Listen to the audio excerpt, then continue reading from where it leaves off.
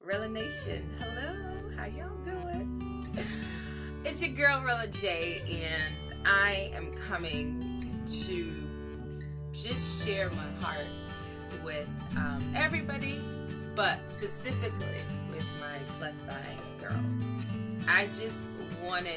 I'm going to be doing a separate corner, a separate conversation, a separate piece from our Truth Reveal.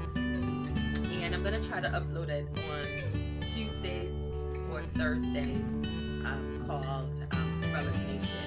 So I'm going to introduce this to you all. So just a little backstory. In 2005, I was unofficially diagnosed with multiple sclerosis. And in 2007, I was officially diagnosed with multiple sclerosis. It was the hardest, most depressing situation in my life. For me, hearing the words "you have MS" translated as "you are going to die." And you have to understand, like, I'm not a person who's afraid to die. I'm not afraid to die because my hope isn't anchored in this world, and my hope isn't anchored in what I know in terms of, you know, just every day. But my hope, my belief, my joy, my peace, my everything comes from God. So if I were to die, fine. I think what bothered me the most was just the process and the pain of it, because I did not understand multiple sclerosis. I got slapped in the face with the information because of all these different things that were just happening. Like, I lost my eyesight at one point, and I was just tired, and, you know, I was just being called and said, you know, some negative things about my personality because I was just always lethargic. I didn't want to do anything. I didn't want to be around anybody. And I think when I lost my vision, I think that's when people around me started to realize, no, something is really going on with her.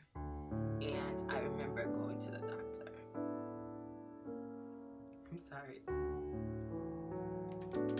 I remember going to the doctor, and the doctor saying to me, "You have MS." And when I was in her office, and pretty much like how I am now, like, my eyes were welled, like tears was in my eyes, and I didn't start crying just yet until a lady in the office said to me, "Are you okay?" And I'm like, "Oh, I'm okay." I remember that thing like yesterday. I remember it like yesterday. And I remember calling my grandmother. She was the first person I called. And my grandmother's from the old school, so I remember calling her, and I was like, "Ma, they said I have." And you could tell she was distraught, but she was just like, "Okay, now we know what's wrong. Now we're gonna fight. Now we're gonna fight." And I'm just like, I didn't want to hear that right now, but I understood that eventually, when I get out of this funk, and when I understand what it means, that I'm going to try and fight this thing. So the long battle with trying to figure out faith in this illness began since 2007, and the long battle with the not being able to move, not being able to be as active as I was. I used to dance a lot. I used to play sports a lot. Actually, when I was at work, I injured my knee because I was trying to be with the boys, and I was trying to keep up with them. Like, I could play soccer. I got this. I used to play soccer. I was a defense. What? Don't play me. I was defender all day. Put me in front of the goalie. I'm going to protect the goalie. I'm going to be on the left and the right. Oh God. And I played soccer. Same thing. I was on the defense. I played pitcher, I played catcher, I played shortstop. I was wicked at shortstop. What? Yes. I played third base. On my good days, my coach would call me Eureka, and on my not so good days, he would call me, no, on my good days, he would call me Eureka. On my not so good, how he did it? Well, it was either Eureka or Hoover. So you could tell I never really had a bad day. I just always had a good day, or a good day, or whoa. Like, I would just make double plays like it was nobody's business. But then, and I danced a lot, and I was very active in dance ministry at church, and that all changed. Like, a lot of things that I used to do changed, and it's a lot of mentally, it weird on me. It really, really, really, really weirded me out. And a lot of times I didn't want to be around anybody. Like, I would go into my room and I would lock myself in my room, and I didn't want to talk. I didn't want anybody to touch me. That was the hardest thing. But I didn't know that that was a part of the symptoms. It was like, I just didn't want to be around anybody, and you didn't want anybody to touch you. It was just really, really annoying, and it's very aggravating. And I'm very, like, everything is super sensitive. So if you just punch me like this, that will hurt like crazy. Like, everything is just super sensitive. I tried like so many medications, and most of the medications were injectables. And when you get injected, my skin is so super sensitive that it would just swell up. So I was having issues finding the medication that will keep me going. Right now I'm on this medication that I go to the doctor's office to get an infusion, and it's okay, I think. They say it's supposed to be the best out of all of them, but I like the fact that I only get one injection. But I can only do that for a year because of where I land on the spectrum. So the reason for doing this is to just kind of give you a background on one of the main factors for me gaining the weight, right? And for our plus size females, I don't know why people think it's their duty or their job to tell you that you are fat. I think you see that in the mirror every day.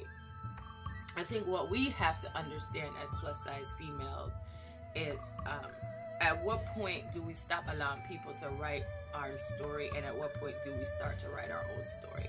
At what point do we erase the narratives that people have written on our lives, and at what point do we start to write our own narratives? I mean, at what point do you stop allowing yourself to get to a place where you just can't stand to see yourself and you just eat out of depression? At what point do you end that chapter of your life of self-hate, or trying to figure out what medical reason for you gaining the weight, because it doesn't make sense, and you go and find somebody that you can lean on to help you through this process? At what point do I value myself to say something has to be done about this, because I was never like this, and I don't want to be like this, and I don't need anybody to tell me what to do, because that's my personality anyway. I don't listen to people. I'm a very, very stubborn person. I can analyze myself and I'll come to my own conclusion. I'll do it myself. I don't need you to. Some people do. I'm one of those persons that don't, especially if you're forcing your opinion on me. Get out of here. It's not gonna work. That's just my personality, okay? I'm my worst critic, and I don't need anybody to criticize me, because it doesn't work. Negative conversations sometimes motivate others. Negative conversation does motivate me, and a lot of people think that if I say something negatively towards you, especially old school Jamaicans, they do that a lot. They want you to do better, but they try to use the negative approach. It doesn't work. I block that out, like, block. Anyway, I just want to motivate my plus size women. If you can hear me, I'm reaching out to you. Reaching out to you to tell you, like I said before, don't let anybody write on your book, your pages of your life. Don't let any situations tell you that you can't do it. Don't use anything as an excuse not to find a way to be the best you. Not anybody else's best them, but the best you. That's why I'm all dressed up. I'm getting there. In one of my last videos, I had said that I've lost 25 pounds.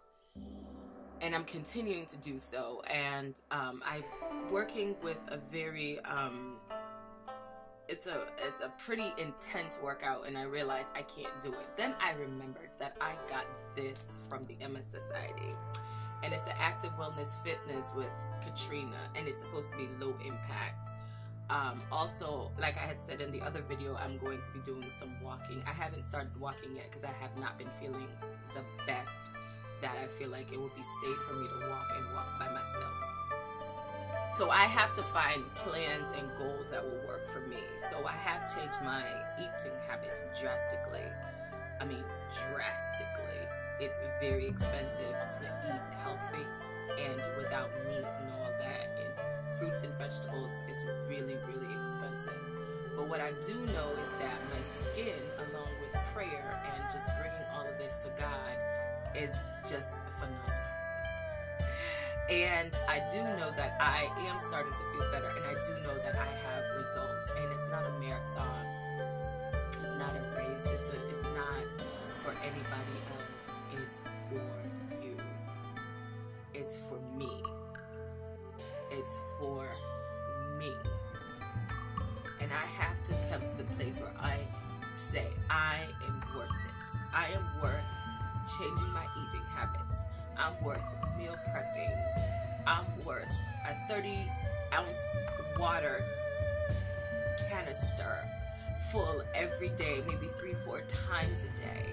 I'm worth going into a store that I have not been in for clothes or jewelry. Yes, but not for clothes. And I can find clothes that fits. Do you know how that feels?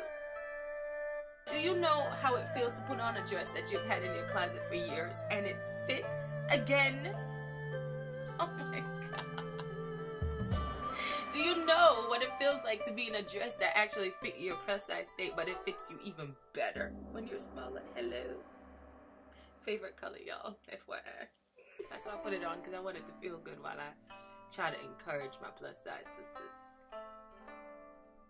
Do you know what it feels like to finally say, I love you to yourself? After years of feeling so depressed, so beaten, so down, so defeated, I can finally say to myself, girl, you're alright.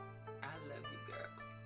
And really mean it. And happy about it. And can smile about it, regardless of what anybody says. And that's what I would like from my plus size sisters.